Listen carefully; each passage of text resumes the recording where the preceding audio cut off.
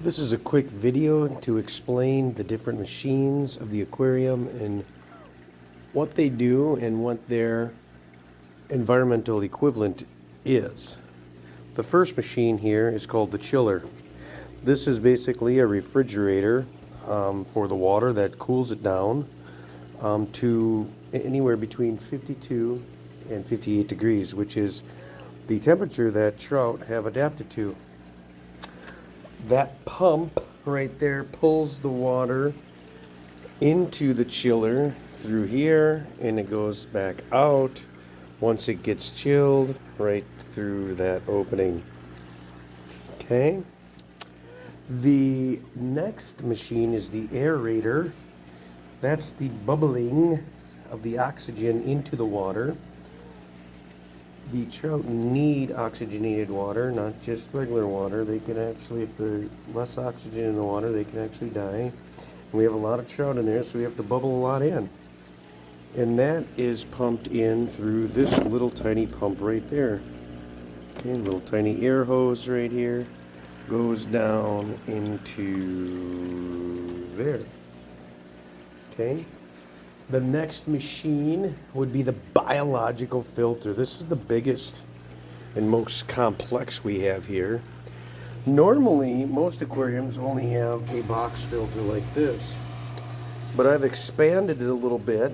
It pulls in through this, comes into there, goes through normally, like it normally would, but instead of going back in the tank, it goes into this series of tanks. Okay, and that water is forced to go through these physical filters to trap any debris, and then it flows over the top here and into these rocks which hold the bacteria, and then it flows through those rocks which have more bacteria in it, beneficial bacteria that is, that eat the waste, and then it dumps into this tank, which also is filled with rocks and other beads that house more bacteria. And that further gets cleaned until it dumps back into the tank. Okay, very complex, but we need to do that in order to house so many fish in such a small tank. Normally aquariums have 2-3 fish in it. This one has almost 200 in it, so we have to add more volume of water and more biological filtration to make sure we get the job done. The last one is styrofoam. I only have a piece of styrofoam running across the bottom, but we do have other pieces here that we use from time to time to hold in and to darken the tank, both to lock in the cold and also to keep it dark in there.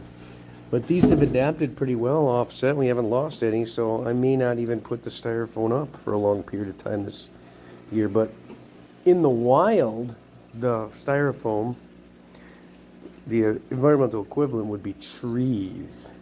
Okay, trees. I'm going to go back and explain the environmental equivalents again. The chiller makes it cold for the fish to live. In the environment, that cold water comes from cold springs and or mountain snow runoff. Most of these cold springs are, or these cold waters are found in the western states where they have Rocky Mountains. Our stream has a cold underground well-fed spring that has really cold water in it. The aeration in the environment is created when water flows over rocks, falls down waterfalls. Basically, the flowing around the bends of any rivers creates agitation, and then aeration, the oxygen is driven into the water.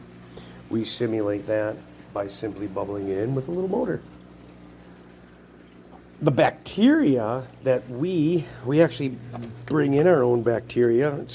It's in there. It's called stability, and inside stability, there's the two wild bacteria called Nitrosomonas and Nitrobacter. We simply dump it into the tank, and it lives on all the surface areas. So the bacteria is living in here, living in the rocks, living on those beads. Okay? And then once again, the styrofoam.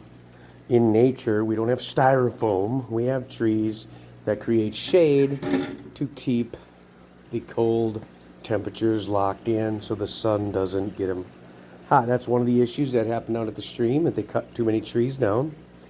It loses that insulation factor. Alright, so that's our video of the Trout machines and what they do. Feel free to watch this as many times as you need.